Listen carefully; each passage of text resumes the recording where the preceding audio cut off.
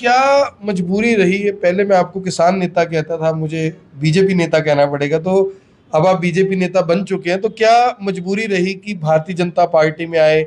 आप तो उनके खिलाफ चुनाव लड़ रहे थे, उपचुनाव लड़ रहे थे करनाल से। ऐसा क्यों हुआ, कैसे हुआ? देखिए, बात हृदय परिवर्तन की होती है। अब जब आपने नॉमिनेशन फाइल किया, उसके बाद आप कुछ पेपर लेकर आए थे। आपने कहा कि नायब सिंह सैनी जी का जो नॉमिनेशन है ये कैंसिल होना चाहिए, इन्होंने जानकारी इसमें भरी नहीं है, गलत जानकारी भरी है, क्योंकि उस समय आप उनके खिलाफ चुनाव लड़ रहे थे। आपने ये भी कहा कि अगर चुनाव आयोग मेरी बात पे ध्यान नहीं देगा तो मैं हाई कोर्ट जाऊंगा। अब उस मामले का क्या होगा? हाई कोर्ट जाएंगे आप? देखिए, ये तो इस बात पे तो अब फिलहाल मैं कुछ भी नहीं कहना चाहूँगा। अब इस बात को लेके क्या स्टैंड है आपका, जो किसानों के ऊपर लाठियां बरसाई गई, जो किसानों के साथ हुआ? कांग्रेस के शासनकाल में हरियाणा में 38 किसान गोली का शिकार हुए हैं। नहीं तो आपको लग रहा है भी लाते बाजुए तोड़ दी है, ठीक है, गोली नहीं मारी, इतना बचाव हो गया। आपने मुझे एक बयान दिया था, उसमें कहा था कि जो ये सरकार है, इनकी सरकार में 750 किसानों की शहादत हुई है, 750 किसान मारे गए हैं। उसके लिए जिम्मेवार कौन है?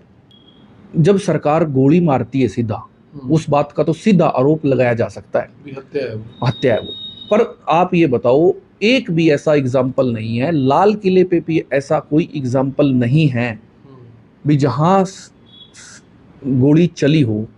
आंदोलन जब होता है, ये आंदोलन की जो लीडरशिप होती है, कोई भी किसी तरीके का हो, वो उसके सफल होने की या विफल होने की या कैजुअलिटी की जो जिम्मेवार, जो इनिशिएट करता है। आप कह रहे हो कि किसान नेता इसके लिए जिम्मेवार हैं? जो 750 किसानों की मौत हुई, उनकी जिम्मेवारी किसान नेताओं की होनी चाहिए, किसान संगठनों की होनी चाहिए। तो आप इस कदम को सही मानते हैं कि भी आप लोग रैली में जाना चाहते हैं, आप लोग कहीं शामिल होना चाहते हैं और उठा लिया जाता है, घर से डिटेन कर लिया जाता है? तब तो मुझे याद है आप एक बार डिटेन थे, मैंने आपसे फोन पे बात की थी, आपने बाइट दी थी कि देखो ये तानाशाही है, इससे ज्यादा तो हिटलरशाही हो नहीं सकती। तो आप उस कदम को सही मानते हैं? मुझे तो कांग्रेस के शासनकाल में भी 20 बार डिटेन किया गया। जब भी कोई आदमी ज्यादा संख्या में इकट्ठे होते हैं, वहां प्रशासन की जिम्मेवारी और जवाबदेही होती है।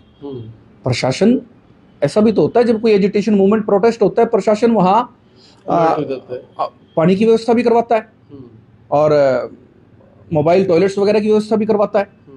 अब आप किसान नेता से बीजेपी नेता बन गए, तो ये लोग जरूर जानना चाहते होंगे क्या उसमें भी किसी पार्टी की कोई साजिश थी?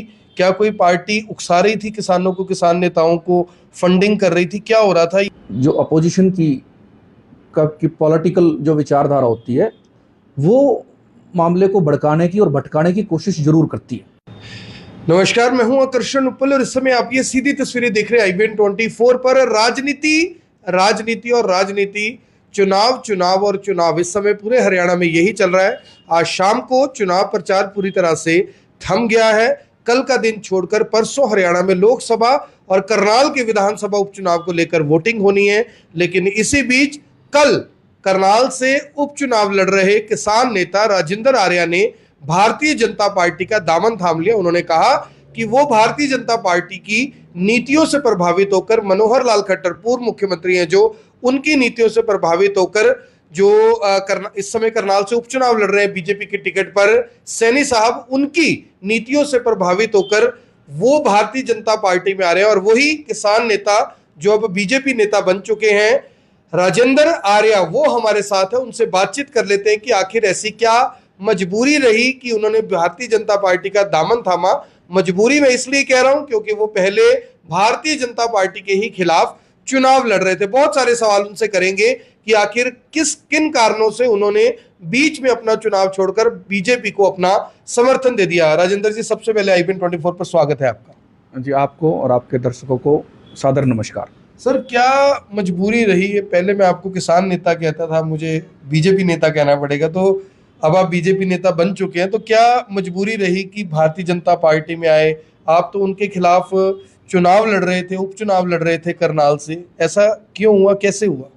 देखिए, बात हृदय परिवर्तन की होती है और मजबूरी में कभी हृदय परिवर्तन नहीं होता। जब आपके विचार, आप संघर्ष में आगे बढ़ते हो, विचार आपके और रिफाइंड होते चले जाते हैं और आप बातों को तरीके से ग्रास रूट लेवल पे समझने लगते हो, सोचने लगते हो, दूरगामी देश के बारे में, जब सोचते हो तो फिर आप एक डिसीजन लेते हो और उस डिसीजन के हिसाब से आप रिएक्ट करते हो। तो आप चुनाव क्यों लड़ रहे थे? अगर आप प्रभावित थे, आपको ऐसा लग रहा था कि भारतीय जनता पार्टी अच्छी है, दूरगामी परिणाम आपने देखने, फिर आप चुनाव क्यों लड़ रहे थे? आपने पैसे भी खर्च किए, सिक्योरिटी भी भरी, अब वो पैसे भी वापस नहीं होंगे, आपकी सिक्योरिटी भी वापस नहीं आएगी, देखिए तो चुनाव क्यों लड़ रहे थे आप? देखिए जब चुनाव लड़ रहा था, जब कोई ऐसी बात दिल और दिमाग में नहीं थी। कई बार ऐसा होता है, जो आपका प्रोसेस है सोच विचार करने का, वो बहुत अ, जब हृदय परिवर्तन होता है, ऐसा नहीं है वो आपका 5 साल लेता है। कई बार आप जब ग्रास रूट रियलिटीज से, ग्राउंड से जब वाकिफ होते हो, जब मैंने नॉमिनेशन भरा, 6 मई को नॉमिनेशन भरा और मैं लोगों के पास गया, तो देखो, जहाँ आदमी जिस समाज के दायरे में रहता है, जिस इलाके के दायरे में रहता है, और वो भी एक प्रभाव डालता है, और जिस विधानसभा में जब वो कैंडिडेट घूमता है, तो वहाँ से बहुत सारे सुझाव, बेशकीमती सुझाव आते हैं, और एक लिटमस टेस्ट हो जाता है और अपने पराये का, और क्या क्या लोगों की क्या विचारधारा है, उस बात का पता चलता है। उन सभी बातों को मद्देनज़र रखते हुए मैंने ये फैसला लिया। अभी मैंने 22 तारीख को आदरणीय मुख्यमंत्री नायब सिंह सैनी जी में आस्था व्यक्त करी और उनको समर्थन दिया, और मैं चुनाव से पीछे हट गया। देखिए, नायब सिंह सैनी जी नए मुख्यमंत्री हैं, और नए मुख्यमंत्री में मुझे लगता है बहुत सारी संभावनाएं, पोटेंशियल होता है। अभी ऐसा नहीं कहा जा सकता अभी उनने मुख्यमंत्री रहते हुए, अपेक्स मुख्यमंत्री कोई भी रहा हो, कभी भी रहा हो, उनके बारे में आप किसी भी दृष्टि से मीण मेख कर सकते हैं। पर मैंने जो विचार किया, तकरीबन 5-6 महीने मुख्यमंत्री, वो ऑलरेडी मुख्यमंत्री हैं, और करनाल के लोगों को एक बना बनाया मुख्यमंत्री, रेडीमेड मुख्यमंत्री एक मिलने जा रहा है। और जो मेन बात होती है वो विकास की होती है, वो डेवलपमेंट की होती है, वो अपने एरिया को, अपने इलाके को ऊंचाइयों तक पहुंचाने की होती है। और नायब सिंह सैनी जी में मैंने वो सारी संभावनाएं तलाशी और वो उनमें नजर आई। एक बात और मैं कहना चाहता हूँ, मैंने ये मामला किसी भी पार्टी में नहीं देखा। मुख्यमंत्री जब बनते हैं, आपने कांग्रेस का मामला देखा होगा, आरोप लगे हैं हुड्डा साहब पे या दूसरे लोगों पे, रॉबर्ट वाड्रा को भी इतने पैसे जाते थे, इतनी डील होती थी, पहले एक अमाउंट देना पड़ता था। तो माननीय मनोहर लाल जी ने जिस तरीके से नौकरियों में जो मेरिट को जो महत्व दिया, उन्होंने उसी फार्मूले के तहत नायब सिंह सैनी की भर्ती एज ए मुख्यमंत्री भी मेरिट के आधार पर पूरे तरीके से की, और एक किसान कमेरे, साधारण परिवार के एक नौजवान चेहरे को मुख्यमंत्री की गद्दी पर उन्होंने बिठाया। अपना उत्तराधिकारी उन्होंने किस तरीके से दिया, ये भी एक मैंने इतिहास भी पढ़ा, जब मुगल क्यों फेल हुए, मुगलों में जो रूल ऑफ सक्सेशन जो था, उस सक्सेशन कोई था ही नहीं। आपने रामायण पढ़ी, महाभारत पढ़ी, उनमें था, रामायण में जो एक रूल उन्होंने बना लिया था, जो बड़ा बेटा होगा वो उत्तराधिकारी बनेगा। पर आपने औरंगजेब जब राजा बने, तो दारा, सुजा, मुराद, अपने 3 भाइयों को मार के सोते हुए उनका मर्डर किया था, तो वो बने थे। दूसरी पार्टियों में कहीं ना कहीं ऐसी बात मैंने बाय एंड लार्ज देखी। पर जिस तरीके से बीजेपी में आप देखो, जो 3 राज्यों का पीछे चुनाव हुआ था, जिनके बारे में आप सोच नहीं सकते थे, ऐसे लोगों को जो साधारण पृष्ठभूमि से थे, जो कोई ऐसा लालच अगर कांग्रेस जैसी पार्टी में किया जाता है, अभी 200-500 करोड़ रुपए की बोली लगती है, तो बीजेपी में कोई ऐसी बात मुझे नज़र नहीं आई। और ऐसा लगा कि किसी भी आदमी को अच्छे स्तर पर काम करने की अपॉर्चुनिटी है, और अपॉर्चुनिटी मिल सकती है, और अपॉर्चुनिटी नेवर नो ट्वाइस। बात विचारधारा की भी होती है। आपने कहा कि भी वहां पे 200-400 करोड़ की बोली लगती थी, वहां बोली लगती थी, ये कैसे पता, और यहाँ नहीं लगती, 2 दिन में कैसे पता लग गया आपको? ये तो आप देखिए, नायब सिंह सैनी जी जिस तरीके से मनोहर लाल जी बने थे, 9.5 साल रही, उसके बाद नायब सिंह सैनी जी बने हैं, एक ट्रांसपेरेंट प्रोसेस हायरार्की का या रूल सक्सेशन का नज़र आता है। और दूसरी पार्टियों में जग जाहिर है भी किस तरीके की क्या क्या बातें होती हैं। राजेंद्र जी, अब जब आपने नॉमिनेशन फाइल किया उसके बाद आप कुछ पेपर लेकर आए थे, आपने कहा कि नायब सिंह सैनी जी का जो नॉमिनेशन है ये कैंसिल होना चाहिए, इन्होंने जानकारी इसमें भरी नहीं है, गलत जानकारी भरी है, क्योंकि उस समय उनके खिलाफ चुनाव लड़ रहे थे। आपने ये भी कहा कि अगर चुनाव आयोग मेरी बात पे ध्यान नहीं देगा तो मैं हाई कोर्ट जाऊंगा। अब उस मामले का क्या होगा, हाई कोर्ट जाएंगे आप? देखिए, जहां तक आपने बिल्कुल ये ठीक बात पकड़ी, आज से 5-7 दिन पहले की तो बात है, जब आपने चलो आपने आपसे जब मेरी बात हुई वो 5-6 दिन पहले की बात है, जब मैंने आपको इस मामले में इंटरव्यू दिया। तो इसका मतलब जग जाहिर बात है 5 दिन पहले तो मेरा भाजपा में आने का विचार नहीं था। उस टाइम जब मैं चुनाव आयोग में शिकायत में इलेक्शन कमिश्नर ऑफ इंडिया तक मैंने शिकायत करी है, तो देखो जो आदमी जिस सोच पे चलता है वो वहाँ हर तरीके से प्रयास करता है उस रास्ते को मजबूत करने की, और उस तरीके से मैंने वो अब जाएंगे हाई कोर्ट या नहीं जाएंगे? देखिए, ये तो इस बात पे तो अब फिलहाल मैं कुछ भी नहीं कहना चाहूँगा। वो तो मतलब अभी कोई बात ऐसी होगी तो मैं आपके माध्यम से दर्शकों को भी बताऊंगा अभी क्या बात हो। अभी का क्या मूड है? अगर मैं अभी की बात करूं, आप इंटरव्यू दे रहे हैं, क्या आप अभी भी हाई कोर्ट जाएंगे या आपने वो मुद्दा छोड़ दिया कि नॉमिनेशन गलत था? देखिए, जब कोई आदमी कोई बात कह देता है, स्टैंड ले लेता है, अभी इस बात की स्टेज नहीं है कुछ कहने की, क्योंकि वो मामला अभी इलेक्शन कमीशन ऑफ इंडिया में है, गया हुआ है। गया हुआ है उस बात पे। अब तो आप बीजेपी में आगे, कल को इलेक्शन कमीशन से आपको आ जाता है कि आइए अपना पक्ष रखिए, आके आपने शिकायत दी थी, तो क्या आप नायब सिंह सैनी जी के खिलाफ जाके पक्ष रखेंगे? देखिए, जो बात उस समय की होगी वो समय परिस्थिति और काल के हिसाब से और अपनी विचारधारा के हिसाब से फैसले लिए जाते हैं। जैसा आगे समय आएगा, मैं अभी आपने कुछ नहीं सोचा?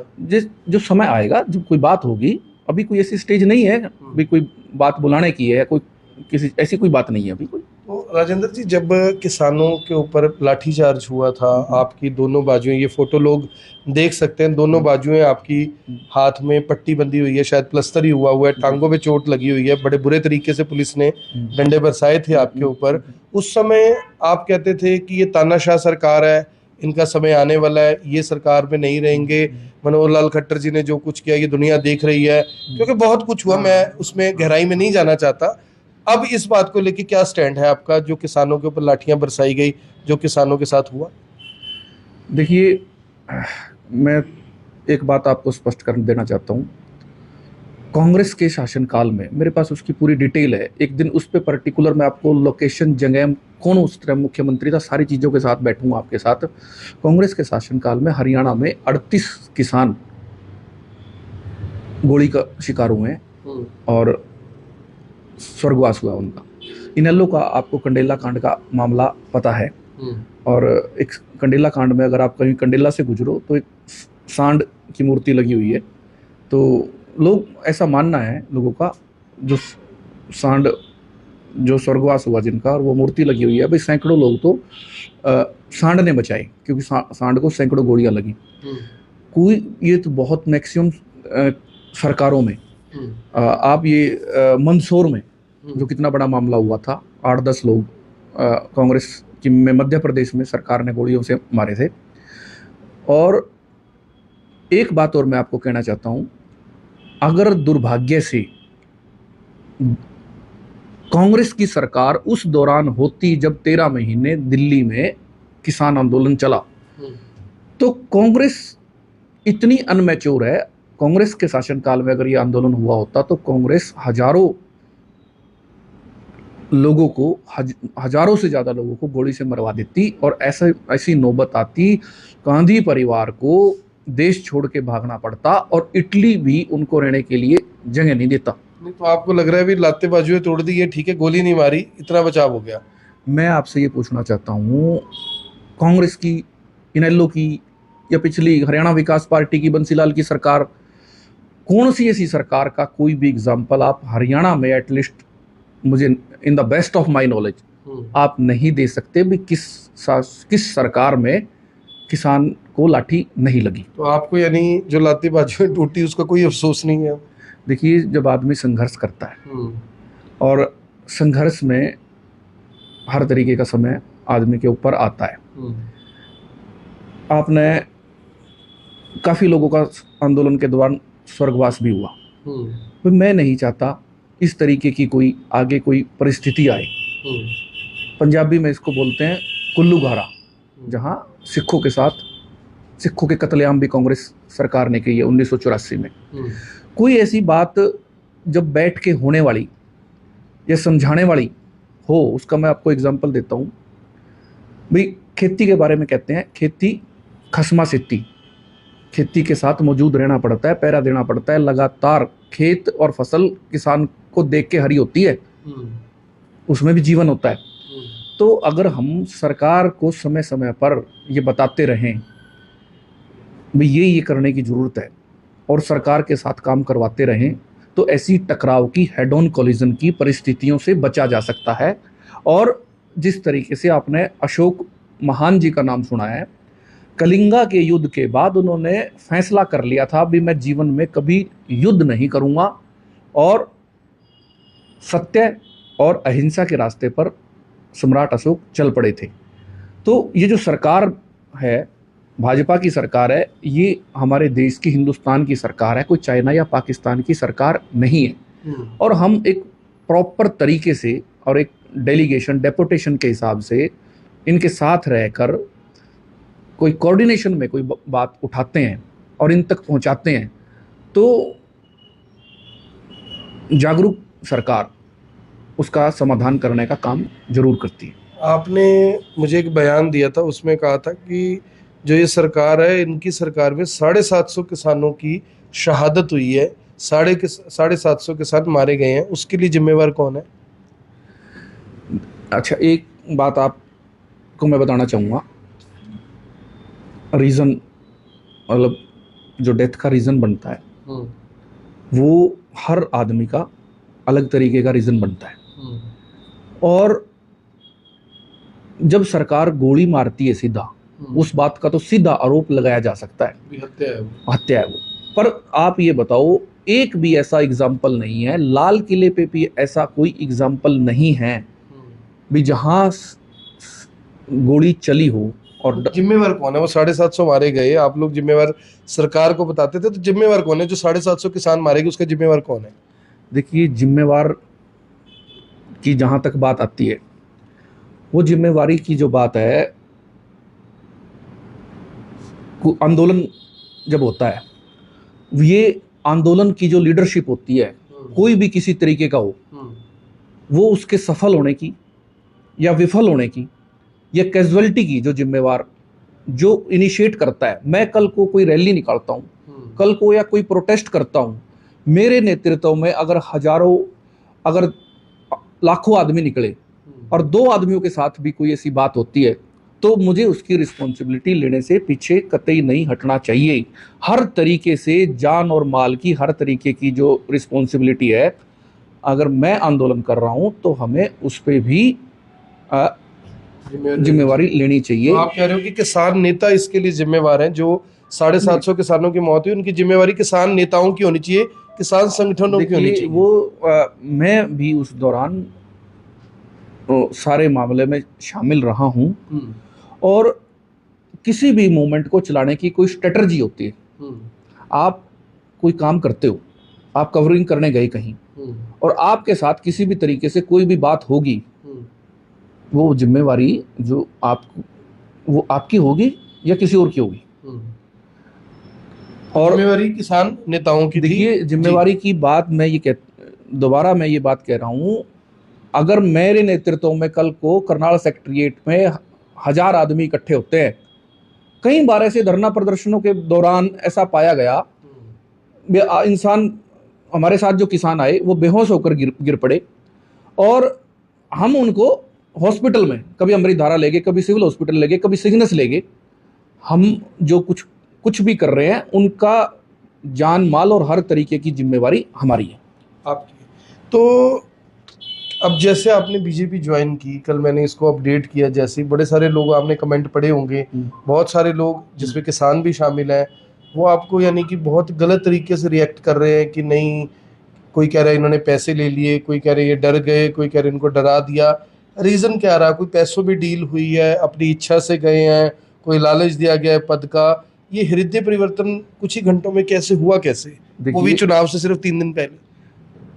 देखिए ऐसा है, आपको पता है मेरा पासपोर्ट कैंसिल हुआ था और उसके लिए मैंने लड़ाई लड़ी।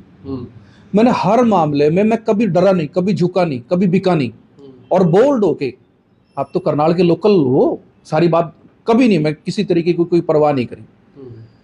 परवाह और डरने दबने की तो बात ही नहीं। मेरे पास तो मुकदमों की गिनती नहीं है। कैमला में मेरे ऊपर मुकदमा हुआ, रेल रोकने का मेरे पास मुकदमा हुआ, और जब भी कोई नेता, बड़ा नेता हरियाणा में आया तो मुझे प्रिवेंटिव डिटेंशन के तहत घर से उठा लिया गया। अगर मैं कहीं बाहर भी था तो वहां से उठा लिया गया, चाहे पीपली रैली की बात हो, मतलब गिनती नहीं है। तो आप इस कदम को सही मानते हैं कि भी आप लोग रैली में जाना चाहते हैं, आप लोग कहीं शामिल होना चाहते हैं और उठा लिया जाता है, घर से डिटेन कर लिया जाता है? तब तो मुझे याद है आप एक बार डिटेन्ड थे, मैंने आपसे फोन पे बात की थी, आपने बाइट दी थी कि देखो ये तानाशाही, इससे ज्यादा तो हिटलरशाही हो नहीं सकती। तो आप उस कदम को सही मानते हैं? मुझे तो कांग्रेस के शासनकाल में भी 20 बार डिटेन किया गया। तो फिर इनमें और उनमें फर्क क्या रहा? डिटेन तो दोनों ही कर रहे थे। देखिए, जब भी कोई आदमी ज्यादा संख्या में इकट्ठे होते हैं वहां प्रशासन की जिम्मेवारी और जवाबदेही होती है। प्रशासन, ऐसा भी तो होता है जब कोई एजिटेशन मूवमेंट, प्रोटेस्ट होता है, प्रशासन वहां पानी की व्यवस्था भी करवाता है और मोबाइल टॉयलेट्स वगैरह की व्यवस्था भी करवाता है। तो देखो, आपस में हम सारे के सारे, मैं कई बार जो लोग ज्यादा उग्र होके इस बारे में बयान देते हैं वो राजनीतिक दुर्भावना से देते हैं। अच्छा, मुझे राजनीति की आपने बात की, ये जो किसान आंदोलन चल रहा था, किसान आंदोलन में किसान नेता भी थे, गुरनाम सिंह चढ़ूनी थे, आपके दल्लेवाल थे, पंजाब से बहुत लीडर आए हुए थे, हरियाणा से बहुत लीडर आए हुए थे, अब आप किसान नेता से बीजेपी नेता बन गए। तो ये लोग जरूर जानना चाहते होंगे, क्या उसमें भी किसी पार्टी की कोई साजिश थी?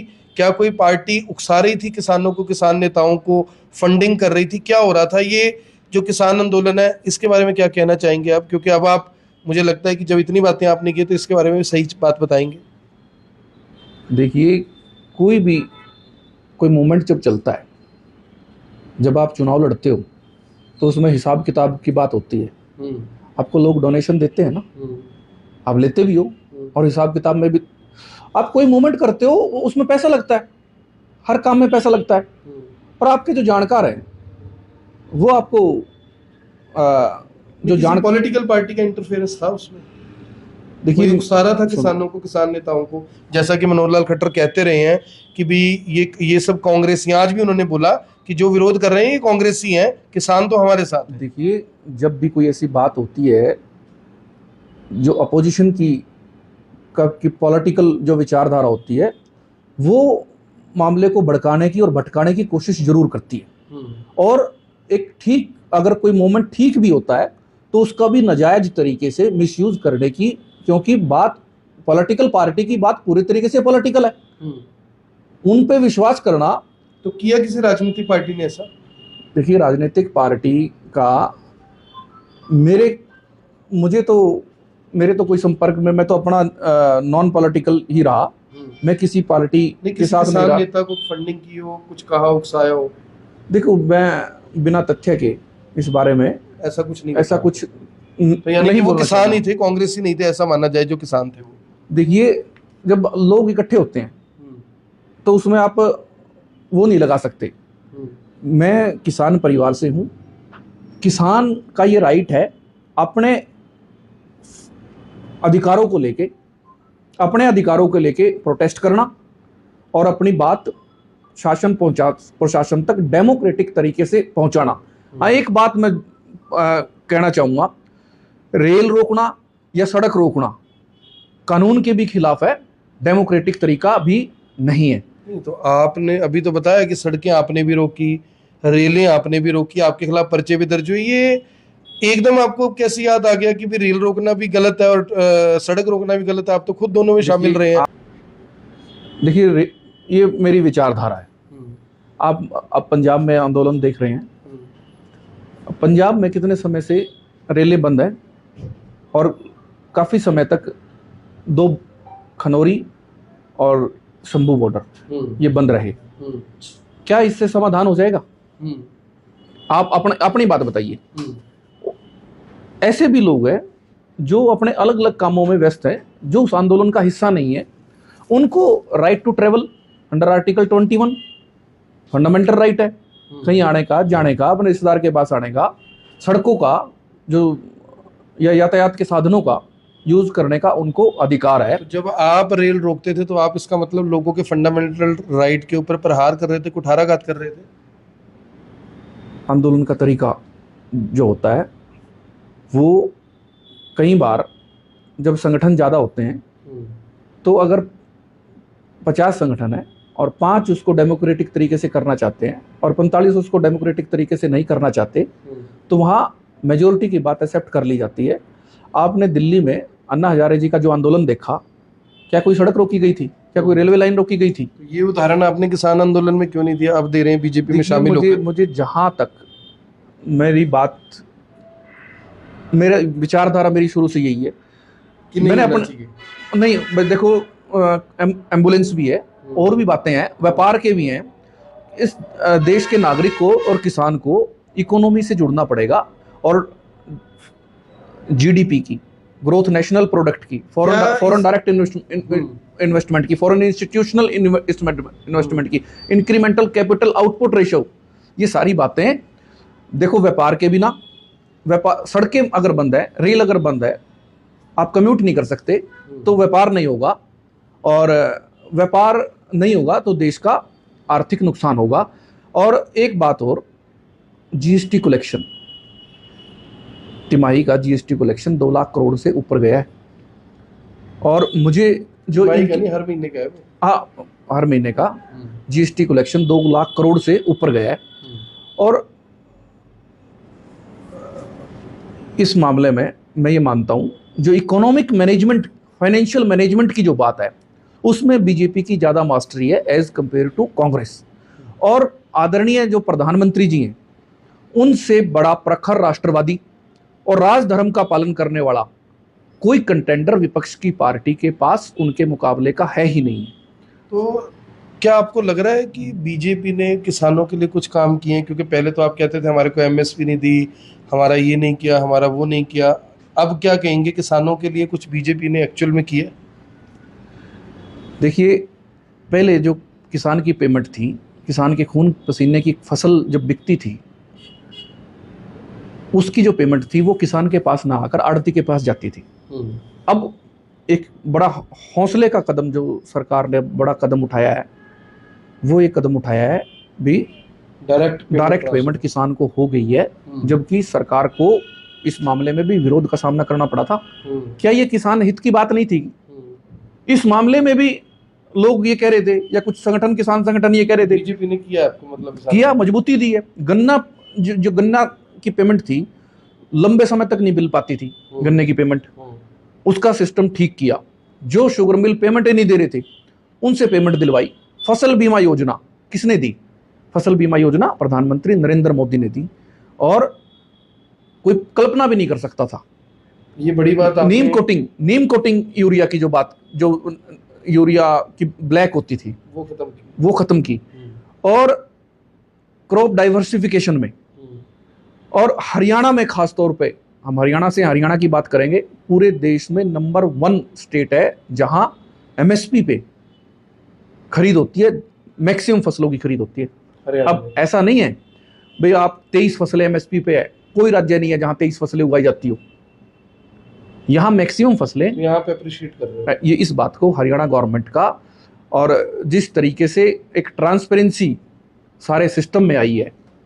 और एक बात और मैं मनोहर लाल जी की कहना चाहूँगा, पिछले जो मुख्यमंत्री जो रहे, कई मुख्यमंत्री ऐसे रहे जिनको एक प्रेशर ग्रुप बन जाता था, एक नेक्सस बन जाता था, ब्यूरोक्रेट्स, ऑफिसर्स, पॉलिटिकल लोग, जो शाम को उनकी कॉकटेल होती थी और वो मुख्यमंत्री से अपने अनचाहे जो अनजेन्युइन काम करवा लेते थे। पर मनोहर लाल जी बिल्कुल भी नहीं दबे, कोई मनोहर लाल जी को ब्लैकमेल नहीं कर पाया। और किसान भी नहीं।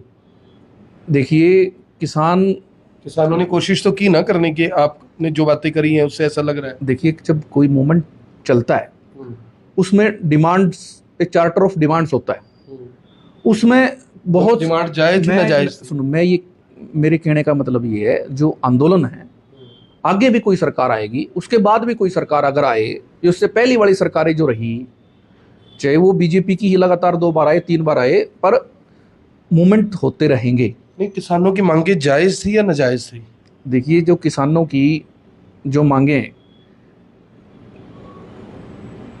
हर तरीके का एक मिक्स मामला होता है, उसमें एक आपको डिटेल पूरी एक दिन आपके साथ जायज थी या नाजायज थी, बस ये बता दो, हाँ या ना।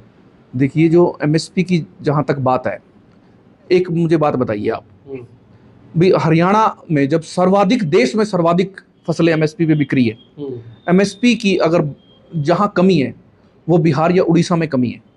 आप मेरे साथ 10 मिनट पहले बैठे थे अभी, आपने ये कहा भाई कई कोने ऐसे हैं दुनिया के और कुछ कोने ऐसे देश के हैं जहां आदमी 20 रुपए कमाने तक शाम तक परेशान हो जाता है, काम करता है सारा दिन और सिर्फ ये कहता है मुझे 20 रुपए की रोटी मिल जाए। आपने ये बात कही थी अभी 10 मिनट पहले, प्रैक्टिकल बात है भाई, हम प्रॉस्पर हैं और साधन संपन्न लोग हैं हरियाणा के, खास तौर पे।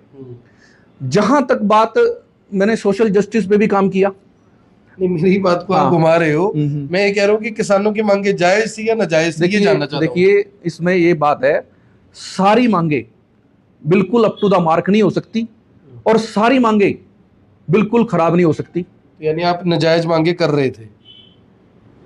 बात मैं ये कहना चाहता हूं आपको, जब विज्ञान भवन में जब बात हुई, चंडीगढ़ में, दिल्ली में जब विज्ञान भवन में बात हुई, ये तो गुरनाम सिंह चुड़ूनी ने भी और लोगों ने भी कहा है, वहां किसी ने एमएसपी की बात ही नहीं करी, बिल्कुल भी नहीं करी बात। यस और नो थी सिर्फ, अमेंडमेंट की भी बात नहीं करी, सिर्फ ये एमएसपी का जब जिक्र ही नहीं किया उसमें तो मैं उस बात, मेन बात सिर्फ जो वहां रखी गई, नहीं मेन एमएसपी तो वहां रखा ही नहीं गया, क्या रखा, जिक्र ही नहीं कहा। वहां तो ये कहा भाई इन 3 कानूनों को इनको वापस ले लो, बस इतनी बात हुई। बस इतनी बात हुई, वो मान ली सरकार ने, वो सरकार ने मान ली। तो मेरे को राजेंद्र जी, अब किसानों से हटकर आते हैं राजनीति की तरफ। लंबा समय हो गया, आजकल लोग इतना लंबा सुनना पसंद नहीं करते, तो मैं 2 सवालों के साथ इस इंटरव्यू को खत्म करूंगा। मराठा वीरेंद्र वर्मा ने, आप भी रोड समाज से आते हैं, वो भी रोड समाज से आते हैं, उन्होंने जिस तरह से पंजाबियों के लिए जिन शब्दों का इस्तेमाल किया, तो लुटेरे हैं, ये आके हम पे राज कर रहे हैं, 9.5 साल ये सत्ता में रहे, अगर इनको अब भी ना हराया तो लोग तुम पे थूकेंगे। As a road, as a leader, as a citizen of India, as a किसान, चारों की मैं अगर बात कर लूं, तो आप इस बयान को किस तरह से देखते हैं? क्या जिस तरह से वो आईएएस रिटायर्ड है, इस तरह का बयान ठीक लगता है आपको? मैं हर कैपेसिटी में उनके बयान की भर्त्सना करता हूं। मराठा वीरेंद्र वर्मा बिल्कुल गलत बयान है और इससे ये नजर आ रहा है वो उनके पैर डगमगा चुके हैं, वो चुनाव में कहीं ना कहीं पीछे चल रहे हैं और मन की 10 लाख वोटें भी मिल रही हैं मुझे। इन बयानों से तो लगता नहीं, ये बयान कोई जीता हुआ उम्मीदवार तो ऐसा बयान कोई सपने में भी नहीं सोच सकता, दूर दूर तक नहीं सोच सकता। जो आदमी तीसरे या चौथे नंबर पे है वो इस तरीके के, वो तो ये सोच रहे हैं, उनके जो कार्यकर्ता कह रहे हैं भाई ये तो हमारी स्ट्रेटजी है, भाई पोलराइजेशन करने की स्ट्रेटजी है, भाई इतनी घटिया स्ट्रेटजी से तो कोई चुनाव नहीं जीत सकता। और आदमी को, वोटर को सोचना चाहिए ये बात। जो आदमी ऐसी बात कहता है, कम से कम वो लीडर होने के काबिल नहीं है और वो चुनाव जीतने के हरगिज काबिल नहीं है। किसकी बात कर रहे हैं? ये वीरेंद्र वर्मा जी ने जो बयान दिया है पंजाबियों के बारे में, जो पंजाबियों को झांगी बोला है, मैं उस बारे में बात कर रहा हूं। एक लीडर का तो जो बॉर्न एंड बॉटअप, पैदाइश परवरिश, मैनर्स एटिकेट्स, अदब तहजीब, इस तरीके का कतई नहीं हो सकता, कतई नहीं हो सकता बिल्कुल भी। जो अब आप बीजेपी में गए, वो तो इस बात का भी विरोध कर रहे हैं, वो कह रहे हैं वो किस चीज का किसान नेता है, उसके तो बाप दादा के पास भी जमीन नहीं है, कैसे किसान होगा, कौन सा किसान नेता। यानी आपके बारे में भी क्या कुछ बोला, आपको पता ही है। तो इसका मतलब देखो, मैं उनके खिलाफ उम्मीदवार नहीं था, मैं तो लोकसभा का उम्मीदवार नहीं था, मैं तो विधानसभा का उम्मीदवार था। उन्होंने मेरे से कोई बात नहीं करी, कोई संपर्क नहीं करी, क्या कभी बताया नहीं, कभी सहयोग देने की बात नहीं करी, कभी समर्थन देने की बात नहीं करी, किसी तरीके की कुछ भी, और वो मेरे पे भड़क रहे हैं। इसका मतलब पैरों के नीचे से जमीन खिसक चुकी है। वैसे जमीन है आपके पास कुछ, उनको ही बता दो। हाँ, मेरे पास 2 गांव के रकबे में मेरी कुछ जमीन आती है। तो किसानी करते हैं आप, खेती करते हैं? बिल्कुल, मेरे पास दादूपुर के रकबे में भी जमीन है और मेरे पास जूंडला गांव के रकबे में भी जमीन है और हर तरीके की व्यवस्था है। मेरे पास जॉइंट परिवार है। मेरे पिताजी के 2 छोटे भाई गांव में रहते हैं, वो खेती का काम करते हैं। किसानों से अपील करेंगे कि किसान बीजेपी को वोट दें। देखिए, मैं किसानों को, भाइयों को ये कहना चाहता हूँ, भाई जो टकराव है, जो हेड ऑन कोलिजन है, वो किसी बात का समाधान नहीं है और विपक्षी दल आपको ऐसे ही बरगलाते रहेंगे और कैजुअलिटीज कराते रहेंगे। तो अब 5 चरणों के जो चुनाव है हो चुके हैं और इन 5 चरणों में बीजेपी बहुमत का आंकड़ा ले चुकी है। अब जो छठे और 7वें चरण में जो भाजपा है वो 400 का आंकड़ा टच करने का अपना प्रोग्राम पूरा करने जा रही है।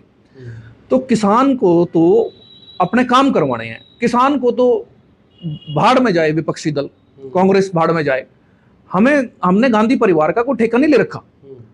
किसान को के काम हो जाए और लॉ एंड ऑर्डर बढ़िया रहे, तो अपने काम करवाने के लिए जो सरकार केंद्र में बन रही है, जो CACP के हिसाब से MSP और रेट तय करते हैं, MSP जो बढ़ाते हैं, केंद्रीय मंत्री जो कृषि मंत्री है, जो नीति निर्धारण करते हैं, जो प्रधानमंत्री है, कृषि से संबंधित फैसले वो लेने जा रहे हैं। और वोट किसान कमल के फूल को दें। और मुझे नहीं लगता अगर प्रधानमंत्री नरेंद्र मोदी भी किसान का भला नहीं कर पाए तो विपक्षी दलों में से तो कोई भी किसान का भला नहीं कर पाएगा। प्रधानमंत्री जी युग पुरुष हैं। एक मैंने अक्सर बात देखी है, मैं महात्मा गांधी जी के समाधि पे कई बार गया पुण्यतिथि पे, और किसान जो हमारे नेता रहे चरण सिंह जी, उनकी पुण्यतिथि पे गया। अभी देवीलाल जी की पुण्यतिथि पे गया था। ये हमारा स्वभाव क्यों बढ़ता जा रहा है? भाई हम पुण्यतिथि पे तो जाएंगे, पर जो आदमी ने सर धड़ की बाजी लगा रखी है देश के लिए, 24/7 एक राजनेता भी बहुत कुछ काम करता है देश के लिए, तो वो जब अपने शासन काल में एफर्ट्स कर रहा होता है, किसकी बात कर रहे हो? प्रधानमंत्री जी की, तो हमें उनके साथ भी खड़ा होना चाहिए। 24 घंटे उनके मेहनत कर रहे हैं, इसमें कोई शक नहीं। देश में डंका बजाया है, तिरंगे का नाम रोशन किया है। परसों तक आपको शक था, परसों के बाद शक खत्म क्यों हो गया? ऐसा कैसे हो गया? देखिए, मैं ये कह रहा हूं, मैंने बातें उठाई हैं। ऐसा नहीं है भी मेरे यहां आने से और लोग मसले नहीं उठाएंगे। अगर कोई मसला जायज होगा, वो मसला मैं बीजेपी में रहते हुए भी उठाऊंगा। लोगों की बात उठाओगे? बिल्कुल उठाऊंगा। मैंने अपना संगठन खत्म नहीं किया है। मैं भारतीय किसान मजदूर नौजवान यूनियन का अध्यक्ष हूं, अखिल भारतीय रोड समाज आरक्षण संघर्ष समिति का अध्यक्ष हूं।